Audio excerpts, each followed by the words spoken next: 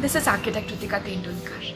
As a young designer and architect, where we were just emerging, filled with hopes, aiming to launch and design new projects.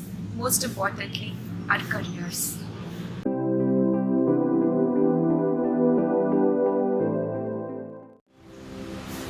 Everything now is at a standstill, and I wonder where this difficult trail is going to lead us to. In this very difficult phase that has come our way, we have one of the most iconic architects of our generation, architect Shirish Bedi sir.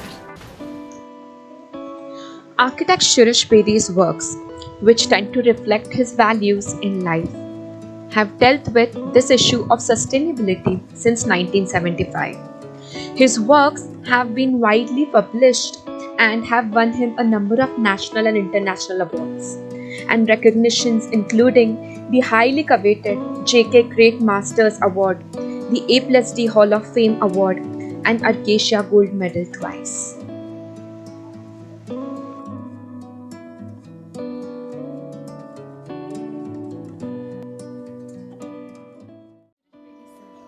Thank you so much for inviting us over here.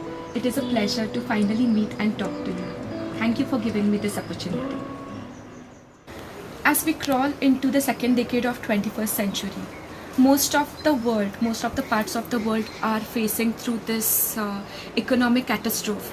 So what are your views, like how we architects are going to deal with this? So basically architecture as a molder of space is the same. That means it's certain things will change, the way it is conducted, like recently also with me also I had to finalize two major projects online. That means we used to send them the drawings and then they would would have teleconferencing and things like that, So those things would be some different, but as a profession, architecture, as a molder of space, as a creator of space, would not change much.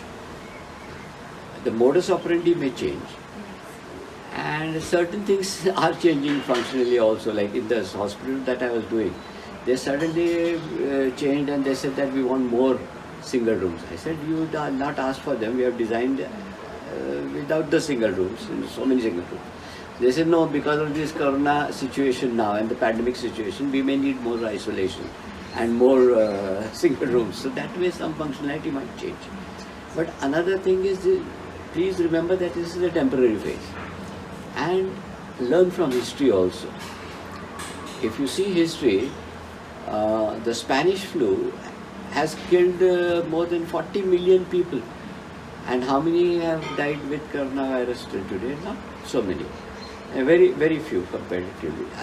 Secondly, every year due to poor sanitation and water supply and all that, though water supply and sanitation related diseases, almost 2.2 million people die every year. But this coronavirus and COVID has been hyped up so much and everybody is scared and so many people have died. I think 30 million people have died from AIDS in the last 30 years. 30 years. So let us not be very, afraid or, to live life, The zest for life should continue. Absolutely right, sir. Sir, in this difficult phase that has come our way, how do you think young architects can keep their physical and mental health fit? Actually, there is so much to do. I never felt constricted or limited during the last 4 or 5 months. Actually, I have enjoyed this period to some extent because I could do some things which I couldn't have done otherwise. Like I was writing a book called Wanderings and Ponderings. I had just started, and then now this period gave me a lot of time to write and to put my sketches together and compose it and all that. So it's almost ready for publication. Secondly, working on a film called Space, on space, like the space that we use, the architect space. So that film is also nearing almost complete. So I was giving some finishing touches to that. Then one can sketch, one can read, one can write, one can listen to music. There's absolutely so many things. Actually, some architects uh, would have real projects to work on, so they could work on them. Sometimes some projects have been designed and kept aside, okay, because of the pandemic. One can go back to those projects and improve on them. There is always scope for improvement, I've seen. Even in a project, a project which the client has approved, has okayed, they say, okay, we like it. I sometimes go back and change it because I tell the client that no, I was not very happy with this, so I changed it. So that way you can do, or some architects, junior architects who don't have any work also, they can take some imaginary project and work. Or maybe they could take a neglected public space or open space in the city and do some work on that development or design ideas and then submit to the corporation and get it done or something. Our entire projects are based on workers, migrant workers. So they have all flew back to their places. So how is this issue to be solved? It is a major problem as of now, and I've spoken to some of the migrant labor which has gone back to their villages. Yes. But they said that they're going to come back. Once things normalize, they said they would come back. And this would be a good challenge for the local craftsmen to improve their workmanship, improve their speed, and improve their strength also, so that we don't depend on migrant labor. I really wanted to ask this, where everything is just like paused. Is there really any scope for new projects? I think you are stretching it too far because projects will always be there. New projects will come and there would be work, and this is a temporary phase which should pass. But the major problem I feel, as I see it, in getting new projects for young architects are the tremendous number of architects that are passing out every year because of the number of colleges in India. When I studied, there were only about 13 colleges in the whole country. Now there are 500 and some odd colleges in the whole entire country, and every year about 25,000-30,000 new architects are coming out.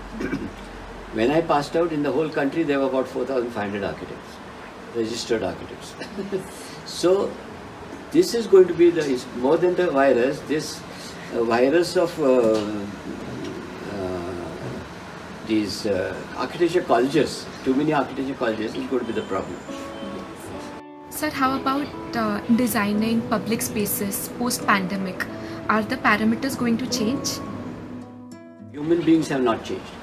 So there's always that desire in human beings to interact, to be together, to recreate, or to have that connection with art, culture, religion, and so many things. All these are public spaces.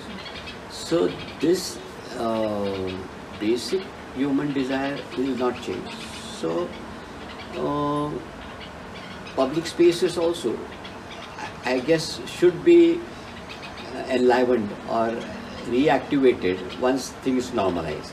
But during the pandemic, also some spaces, they are being used with the norms of social distancing and all that. They are being used even today. Is it the right time to think about sustainable future cities? Green cities. Green cities. Yeah, it's not just our cities, but I think it's high time that we thought not only about our cities, but of the entire planet. The entire planet is really suffering, and it's being exploited so much that this pandemic should give us that pause to rethink about our values. Do we need so much? Do we really, and all these kind of things. So it is a time to think about a green planet, and not green only in the sense of green certification, but in terms of attitudes. Our attitudes need to change attitudes of caring concern for the environment, attitude of empathy towards the environment, attitudes of compassion, attitude of contentedness and simplicity. All these, if they come up from within, then automatically and very spontaneously the planet will change, and then so will our cities be more livable. I feel very positive and optimistic after having a word with you. After all, there is a hope. That is what absolutely you made us believe. What are your thoughts on this? I really hope that this pandemic would have taught us some very important and simple lessons in life. It would be really great if it has taught us about what are the things that are really essential in our lives and what are not essential. Many times we spend so much energy and money on so many things which are non-essential. So this pandemic, because of the lockdown and all that, we had to live within limited resources, limited these things. So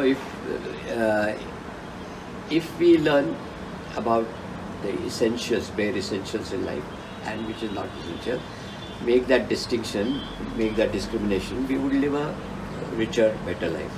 Secondly, even traveling, like we used to travel so much, and spend so much energy. Now we know that we can do without that much traveling and that much expenditure of energy.